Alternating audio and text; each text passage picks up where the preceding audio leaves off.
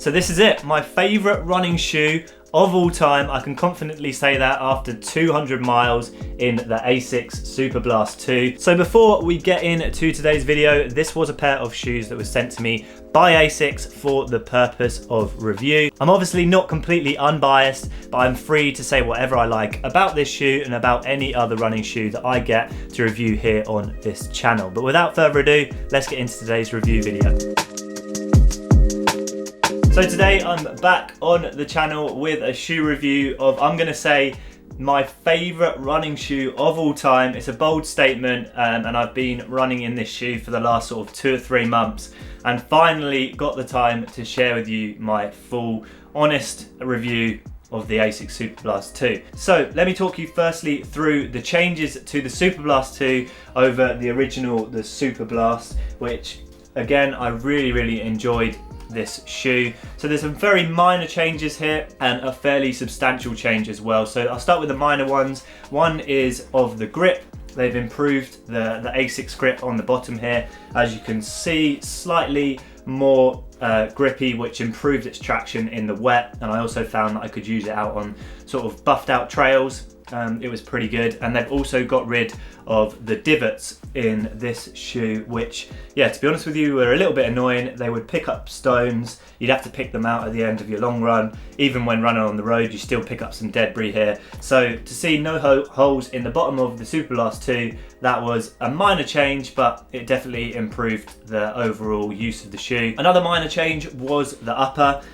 They put a slightly more breathable upper on the Superblast 2. They kept the sort of lacing structure and the tongue area fairly similar, but they improved areas of breathability. So especially in this toe box area and around the side, it seems to be a little bit more aerated. And the main big change was in this midsole. So we went from having the FF Turbo to the FF Turbo Plus. So you might be wondering, what does that mean? They basically upgraded the midsole. It's a little bit more responsive than the previous version, slightly softer, more poppy. Again, this is the midsole that they use in their carbon racing shoes. So if you've tested out the Sky Paris, they have the same midsole in that shoe that they do in this daily trainer. The only difference is this doesn't have any sort of plate in it, but it does have over 40 millimeters of that really nice responsive foam, which is probably, to be honest with you, why I've loved this shoe so much. So they're the main changes between the Superblast and the Superblast 2. Some very minor changes, but I do think that midsole change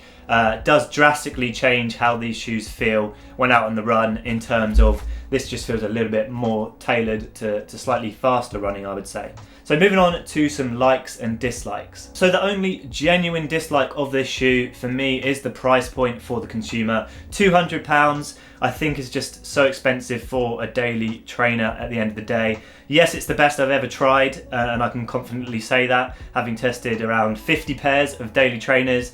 But I think just £200 is a little bit too expensive in terms of being able to be accessible for the masses. I think it's such a great shoe. I would love to see it more around the £160 mark, where I think more people would be able to justify spending that on a daily trainer. Another one of my sort of qualms with the shoe is it does make easy pace feel a little bit too easy sometimes. Now you might be thinking, oh, that's great, that's just what I want for a shoe.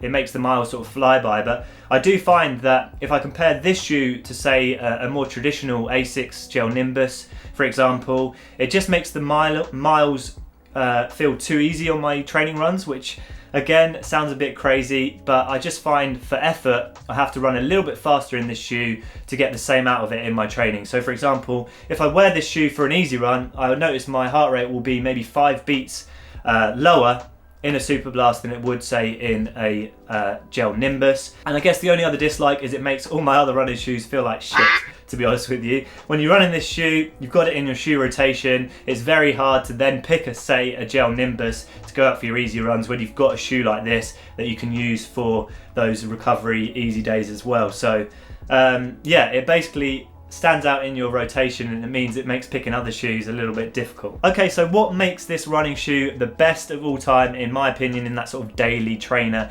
category? Now, as I suggested, it comes down to this midsole. It's one of the most bouncy, protective midsoles. It's also extremely versatile. So it means you can use it for your recovery runs when you're just plodding around the block, say for 30 minutes, or you can take it for 2.5 hours on your long run where you start at easy pace and you progress all the way down to marathon pace. Another one of the great plus points to this is how stable it is, which is thanks to just how wide this shoe is on both the toe box and the heel area. So it's very stable. You can run around corners, you can go on the trails with it with some confidence. Yes, there is a lot of stack height, but because of the profile of this shoe, it makes it a very stable one as well. They improved the grip, again, a great plus point to this version. If it's raining outside, I can wear this shoe with confidence, going around the corners, on the pavement, on the gravel. The wet conditions don't really bother this shoe at all. And finally, one of my other main big plus points to this shoe is just how durable it is. I've run 350 kilometers in this shoe, and as you can see, there's hardly any signs of wear and tear. The same can be said for the previous version. I ran around 800 kilometers in this shoe, or around 400 miles, something like that. And yeah, it doesn't really break down that much at all. Same with the compression of the foam. I think because there is so much foam underfoot, it doesn't really compress down. So it's one of those shoes that almost will last forever. In fact, I think the midsole of this shoe will outlast the upper. It's likely to rip here, or your toes start poking through after, say, I don't know, 1,000 miles. The midsole, I think, will stay good for a very long time. And I'd say the durability of this shoe is exceptional when compared to other shoes on the market. So finally, to conclude this video, the Asics Superblast 2 is my favorite running shoe of all time at the moment, and that's mainly because of that midsole. Super versatile. It's one of those shoes, once you've got it in your rotation, it makes it very hard to run in anything else, and you can use it for a wide range of runs. So I do my recovery runs in this shoe. I can do my warm-ups before a race, my pre-race strides. I can even take it up to marathon pace, and it feels very, very good. So yeah, Asics have absolutely smashed it with the Superblast. It's one of those shoes that I will continue to run with even when newer versions come out, most probably. I recently picked up the launch colorway of this shoe, which I've done a few runs in, but I'm going to make sure that I get all the miles I can out of this pair before going into those, basically. So yeah, that's my full review of the Asics Superblast 2. I will just say, when it comes to shoe reviews, I'm a sample size of 1.